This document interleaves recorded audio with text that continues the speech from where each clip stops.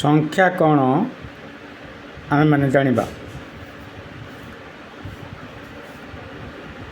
1 ଠାରୁ 9 ପର୍ଯ୍ୟନ୍ତ ହେଲା 1 ଅଙ୍କ ବିଶିଷ୍ଟ ସଂଖ୍ୟା। 10 ଠାରୁ 49 ପର୍ଯ୍ୟନ୍ତ ହେଉଛି 2 ଅଙ୍କ ବିଶିଷ୍ଟ ସଂଖ୍ୟା।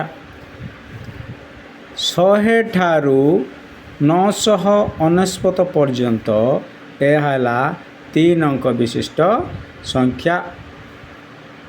ଦେଖ 3 ଅଙ୍କ ବିଶିଷ୍ଟ ସଂଖ୍ୟା 1 2 3 ଏମିତି ଗଣିବା। ଏଇଟା 1, ଏଇଟା 2, ଏଇଟା 3, ଏଇଟା ହେଉଛି 3 ଅଙ୍କ ବିଶିଷ୍ଟ ସଂଖ୍ୟା। ସେଇଭଳି 4ଟା ଥିଲେ 4 ଅଙ୍କ ବିଶିଷ୍ଟ ସଂଖ୍ୟା, 5ଟି ଥିଲେ 5 ଅଙ୍କ ବିଶିଷ୍ଟ ସଂଖ୍ୟା, 6ଟି ସଂଖ୍ୟା ଥିଲେ 6 ଅଙ୍କ ବିଶିଷ୍ଟ ସଂଖ୍ୟା। ଏଇଭଳି ସଂଖ୍ୟାର କୁ କୁହାଯାଏ। ଦେଖନ୍ତୁ ଏବେ 1 ଅଙ୍କ ବିଶିଷ୍ଟ ସଂଖ୍ୟା ଲେଖା ହେଲା 1 ହେଉଛି 1 ଅଙ୍କ ବିଶିଷ୍ଟ ସଂଖ୍ୟା। 5 ମଧ୍ୟ 1 ଅଙ୍କ ବିଶିଷ୍ଟ ସଂଖ୍ୟା। 9 ମଧ୍ୟ 1 ଅଙ୍କ ବିଶିଷ୍ଟ ସଂଖ୍ୟା। ସେଇଭଳି 7 ମଧ୍ୟ 1 ଅଙ୍କ ବିଶିଷ୍ଟ ସଂଖ୍ୟା ହେବ।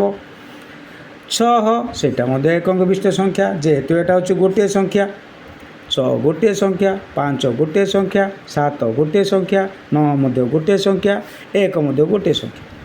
ଏଣୁକରି ଏହାକୁ 1 ଅଙ୍କ ବିଶିଷ୍ଟ ସଂଖ୍ୟା ବୋଲି କୁହାଯାଏ। ସେହିଭଳି 2 ଅଙ୍କ ବିଶିଷ୍ଟ ସଂଖ୍ୟା କ'ଣ କ'ଣ? ନା 2 ଅଙ୍କ ବିଶିଷ୍ଟ ସଂଖ୍ୟା ହେଉଛି